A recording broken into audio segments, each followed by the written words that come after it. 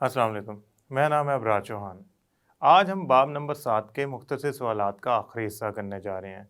इसमें मुख्तसर सवाल नंबर 18 से सवाल नंबर 20 तक के जवाबात शामिल हैं। ये जवाब जामे और मुकम्मल तो हैं, लेकिन इनको मुख्तसर अंदाज के अंदर हमने बयान करना है। इन तमाम सवालों के जवाब जांचने के लिए हम चलते हैं अपने लेक्चर की तरफ। ये हमारा मुख्तसर सवालात का आखिरी हिस्सा है या जुज़्व है। इस लेक्चर के अंदर हमने 5 मुख्तसर सवालात करने हैं। ये मुख्तसर सवालात थोड़े से आप यूँ समझ लें मुश्किल हैं और इनमें जो मालूमात हैं वो ज़्यादा हैं। लिहाजा आपने इन मुख्तसर सवालात को गौर से समझना है। याद रखिएगा, जहाँ मुख्तसर सवालात में रिएक्शन या मुसावात या इक्वेशंस का पूछा जाता है तो वहाँ आपने बयान करना होता है कि एनोड पे क्या हो रहा है, कैथोड पे क्या हो रहा है। और जहाँ पे पूछा जाता है कि फ़लाँ चीज़ फ़लाँ आयन कहाँ से आता है तो आपने बयान करना होता है वो कहाँ से वजूद में आता है और फिर वो किधर से होता हुआ पहुँचता है इलेक्ट्रोड पे। तो हमने इन सारी चीज़ों को एक एक करके बयान करना है। सबसे पहले हम चलते हैं अपने पहले सवाल की तरफ। 18वां सवाल, जंग लगने के अमल के लिए ऑक्सीजन क्यों ज़रूरी होती है। देखें, जंग लगना है क्या? आयरन का आयरन ऑक्साइड और एन वाटर मॉलिक्यूल्स में तब्दील हो जाना, यानी कि आयरन का आयरन जमा 3 या +3 में तब्दील हो जाना। इसमें असल में ना आयरन जो होता है ना +3 में होता है। ज़रा गौर से देखें इस फार्मूले को, इसमें हो क्या रहा है। इसमें आयरन के साथ ऑक्सीजन जुड़ी हुई है। अगर ऑक्सीजन नहीं होगी तो ये आयन बन भी जाए तो क्या होगा? ऑक्सीजन आयरन के साथ जुड़ के जंग बनाती है, लिहाजा ऑक्सीजन ऑक्सीडाइजिंग एजेंट के तौर पे काम करती है जंग लगाने के दौरान। ऑक्सीजन जंग लगाने के अमल में हिस्सा लेती है।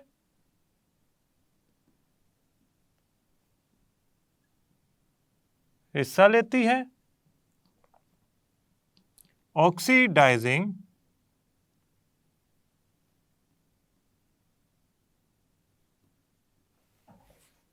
एजेंट के तौर पर काम करती है। ये पहले आयरन को तब्दील करती है आयरन +2 आयन के अंदर, फिर +3 आयन के अंदर, जो कि असल में जंग कहलाता है। और जंग किस सूरत में होता है? Fe2O3 water molecule. अब आप यहां पे एक और लाइन लिखें कि ऑक्सीजन की मौजूदगी पानी नमी के अंदर, नमी और ऑक्सीजन की मौजूदगी, हवा के जरिए वो ऑक्सीजन आ जाए, पानी में मौजूद ऑक्सीजन, जहां ऑक्सीजन ज्यादा होगी ना वहां पे कैथोडिक रीजन बनेगा और इलेक्ट्रॉन भाग भाग के वहां पे जाएंगे। ऑक्सीजन खुद रिड्यूस होगा, दूसरे को ऑक्सीडाइज करेगा। किसको ऑक्सीडाइज करेगा? आयरन को। किस सूरत में? जंग की सूरत में।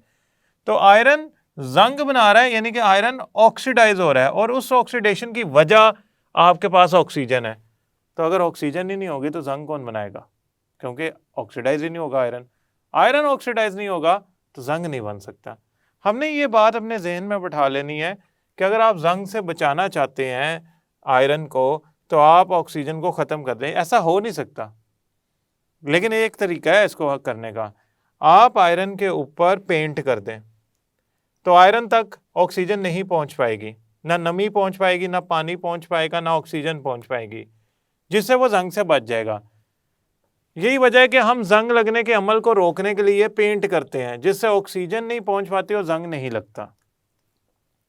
क्रोमियम की इलेक्ट्रोप्लेटिंग में कौन सा साल्ट इलेक्ट्रोलाइट के तौर पे इस्तेमाल होता है? देखें, ये जरा ऐसा सवाल है जिसका जवाब आप थोड़ा सा समझ के दें। क्रोमियम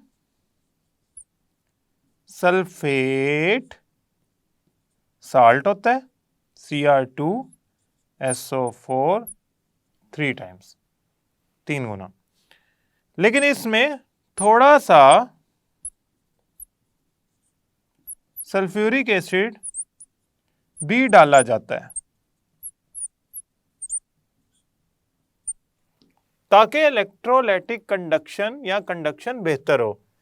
क्रोमियम सल्फेट को जब आप पानी में डालते हैं तो वो कुछ इस तरह के आयन्स बनाता है, क्रोमियम आयन, सल्फेट आयन।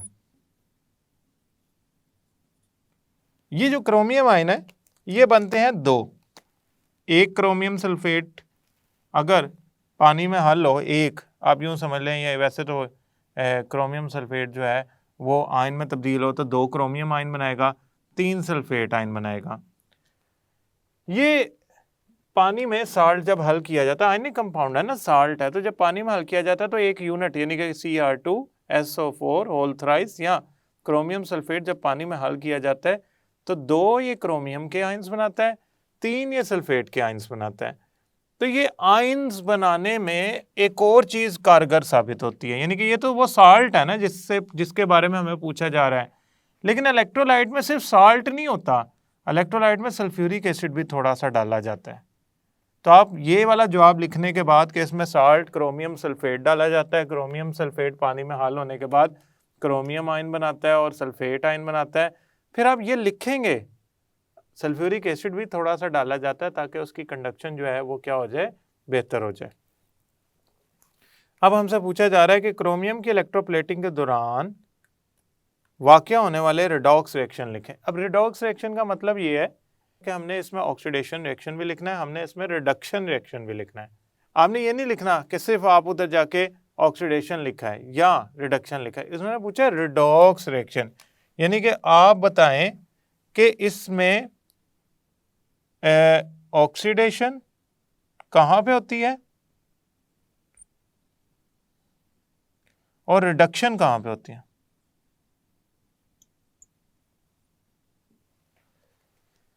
ये दो हमसे पूछे, अगर मैं इसे जोड़ के लिख लूं तो कुछ यूं बन जाएगा, रिडक्शन कहाँ पे होती है। देखें होता क्या, कैथोड पे क्या होता है, सबसे पहले ये देखते हैं। कैथोड पे क्या चार्ज होता है, मनफी, तो इधर जाता है क्रोमियम आयन। क्रोमियम आयन वहां जाके 3 इलेक्ट्रॉन हासिल करके तब्दील हो जाता है क्रोमियम एटम में और डिपॉजिट हो जाता है, चढ़ जाता है, जम जाता है उस मेटल के ऊपर जिस मेटल पे क्रोमियम हमने लगाना था। यानी कि कैथोड पे वो मेटल लगाई जाती है जिस पे क्रोमियम हमने डिपॉजिट कराना था, लगाना था, तय जमानी थी। एनोड, एनोड में पॉजिटिव चार्ज होता है। एनोड जो होता है वो करता क्या है, एनोड करता यूं है कि एनोड पर जाते हैं हाइड्रोक्सिल आयंस। हाइड्रोक्सिल आयन कहाँ से आ गए, पानी में मौजूद हाइड्रोक्सिल आयन होते हैं क्योंकि आपने तेजाब डाला है, एसिड डाला है। एसिड पानी की आयोनाइजेशन बढ़ा देता है, आयंस बढ़ा देता है। पानी के आयंस बनेंगे तो कौन कौन से दो बनेंगे जरा देखते हैं। पानी जब आयोनाइज होगा तो वो दो आयंस में होगा, हाइड्रोक्सिल आयन में और हाइड्रोजन आयन में। अब वहाँ तो क्रोमियम जो है वो जाके चिपक रहा है, लेकिन यहाँ पे हाइड्रोक्सिल आयन बच रहा है, सल्फेट आयन नहीं जाएगा एनोड पे, याद रखिएगा, हालांकि वो मौजूद है सॉल्यूशन के अंदर, लेकिन सल्फेट आयन नहीं जाता। होता क्या है, हाइड्रोक्सिल आयन के 4 हाइड्रोक्सिल आयन जाते हैं, 2 वाटर के मॉलिक्यूल बनाते हैं, एक ऑक्सीजन बनाते हैं और क्या बनाते हैं, 4 इलेक्ट्रॉन। तो ये आपका 2 रिएक्शन हो रहे हैं। ऊपर वाला रिएक्शन जो है यानी कि क्रोमियम जो उसमें इलेक्ट्रॉन हासिल कर रहा है, ये क्रोमियम इलेक्ट्रॉन हासिल कर रहा है, ये वाला कैथोड पे जो रिएक्शन हो रहा है वो हो रहा है रिडक्शन। इस पे जो रिएक्शन हो रहा है वो हो रहा है रिडक्शन, और यहां पे जो रिएक्शन हो रहा है वो हो रहा है ऑक्सीडेशन। अगर मैं सारे रिएक्शन को मिला लूं, क्रोमियम +3 हाइड्रोक्सिल आयन क्या बना रहे हैं, क्रोमियम, पानी और ऑक्सीजन। अगर आप इसे बैलेंस करें, अगर आप इसे बैलेंस करें तो बैलेंस करने के लिए हमारे पास हाइड्रोजन और ऑक्सीजन को करना पड़ेगा। ये आपको ना थोड़ा याद करना पड़ेगा, 4 12 4 6 3, ये आपको किसी हद तक याद करना पड़ेगा। उसकी वजह यह है कि ये ऐसे रिएक्शन है जिसमें बैलेंस करने में काफ़ी वक्त लगता है। लॉन्ग क्वेश्चन, तफसीली सवाल तो है नहीं, कि मैं उसको आपको एक एक करके बयान करूं, तो लिहाजा आपने इसको सादे तरीके से याद कर लेना है जो आपको लिखा हुआ नज़र आ रहा है। सिल्वर की इलेक्ट्रोप्लेटिंग के दौरान सिल्वर आयन कहाँ से आते हैं और कहाँ जमा होते हैं?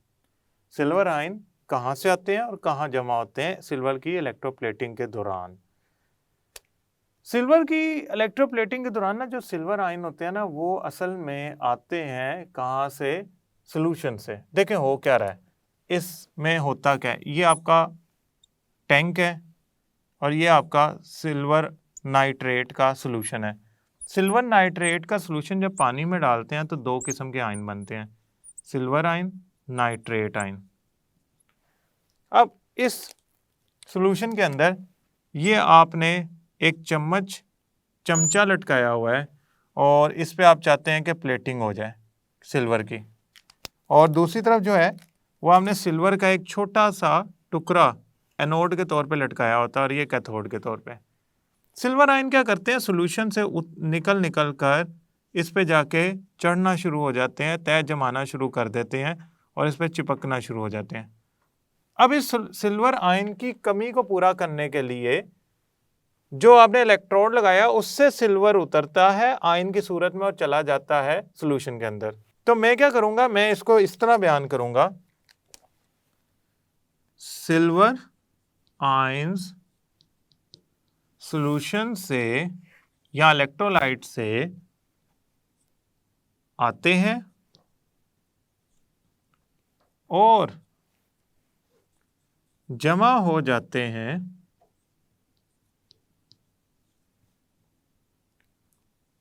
कैथोड के ऊपर, क्योंकि उन पे पॉजिटिव चार्ज होता है। एनोड से सिल्वर एटम आयन में बदलकर सॉल्यूशन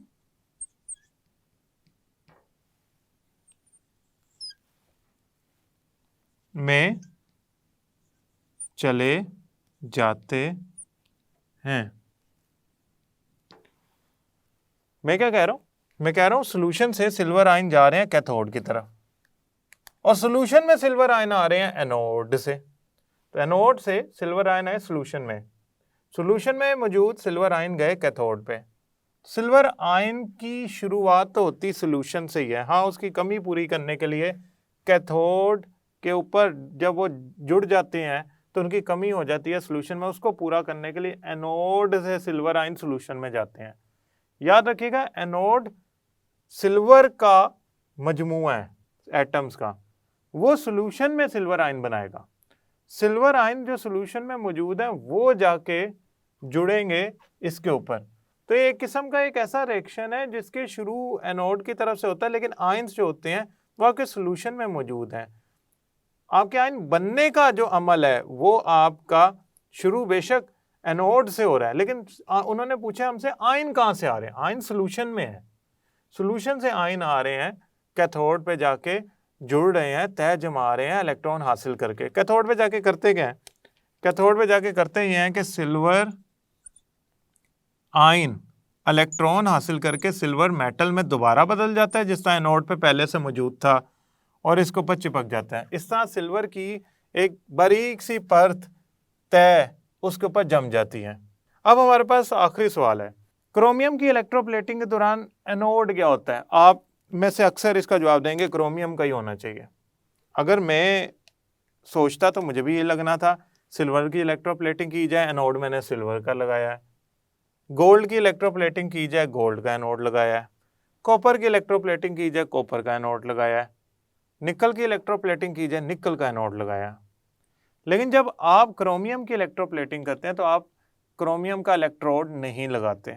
उसकी खैर वजूहात है कि क्यों नहीं लगाते, लेकिन हमसे पूछा जा रहा है कि फिर कौन सा इलेक्ट्रोड लगाते हैं। क्रोमियम की इलेक्ट्रोप्लेटिंग के दौरान जो इलेक्ट्रोड एनोड के तौर पे काम करता है, हमसे दोनों इलेक्ट्रोड्स का नहीं पूछा गया, सिर्फ एनोड का पूछा गया है। तो वो इलेक्ट्रोड जो एनोड के तौर पे काम करता है वो कौन सा होता है? वो होता है एंटीमोनियल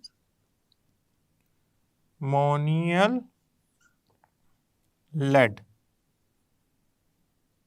ये एंटीमनी और लेड का एलॉय होता है।